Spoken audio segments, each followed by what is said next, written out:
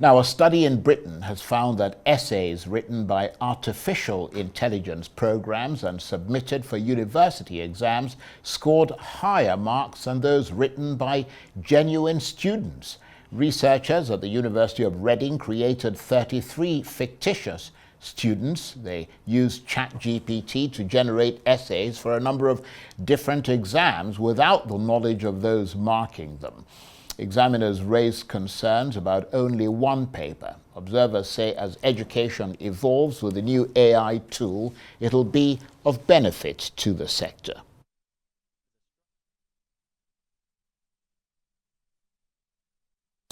Well, for more on this, I'm joined now on the line from London by Arise correspondent Lape Olarinoye. Good to see you, Lape. Just tell us more about the study by the University of Reading. Well, yes, it's been a long time coming. AI has been a massive challenge for the education sector at wide. And this time around, what University of Reading have done is to test the system and also the marking. They've put forward a 33, like you rightly said in your intro, 33 fictitious exams. So what that means is that they've coupled with real tests that students have done, they've coupled that with AI generated, if you like, exams. So students have written their exams and questions set by lecturers, but on the other hand, they've also they've imputed into the AI systems, namely ChatGPT, the same questions, and then they've marked both answers. And of course, the results were outstanding. What has happened as a result of that is that we now know that 96% came back as non-detectable, or 94%, sorry, should I say, came back as non-detectable. And what that means is that now lecturers cannot effectively tell the difference between students that have used ChatGPT to submit their work compared to students that have genuinely submitted their work. And it's calling, of course, for a lot of questioning around the type of assessments and whether or not AI is going to be a threat to how students are assessed. It's worth noting here, Charles, just before I wrap up this answer, that this was very indicative in the first and second years of university, as opposed to the final year when examinations are a lot more hands-on. They're a lot more less creative, more creative, if you like. A lot more project-based work is done in the final year to justify your degree. But it does beg the question, if this continues and AI gets smarter, could we see a generation of AI graduates? Yeah, that's a really fundamental question. And of course, the other one is, talking about concerns that are raised as a result of this. The other one is the chances of cheating in exams. I mean, you have to wonder whatever next as AI technology advances and becomes more sophisticated. Absolutely. I think there was a research study done into how effective AI is. And actually, ChatGPT, some tech gurus have said ChatGPT is actually not one of the smartest. In fact, it's one of the dumbest, ironically. And so we can only see these AI machines getting smarter and smarter. But it's a big question for education, the education sector as a whole.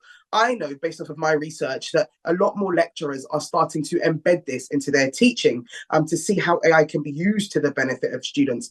But more importantly, how can assessments be changed? We've moved on traditionally from written exams where you have invigilators peering over students to now more of a mixture of inclusive types of assessments like essays and so on. But now there's a call for more project-based, in-person assessments that don't necessarily rely on students generating and churning out just written work.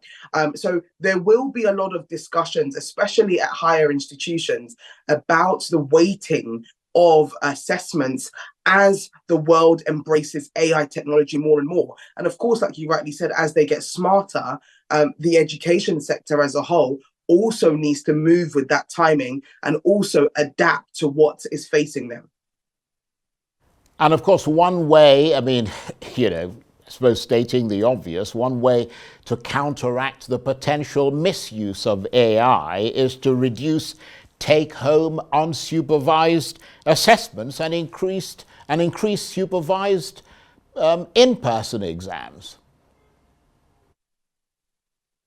Yes, that is one way to look at it, but that would also mean that we're taking students back in time. A lot of education-based assessment have moved on from the kind of less independent types of assessment. But actually, you're right, because it does beg that question now in a world where we just cannot trust what students will submit to lecturers. And it's not only about the students here, it's also about the markers. It's very difficult for the people marking lecturers who have to go through rigorous stages of first marking, second marking, and external marking to make sure that they also aren't being fooled by AI.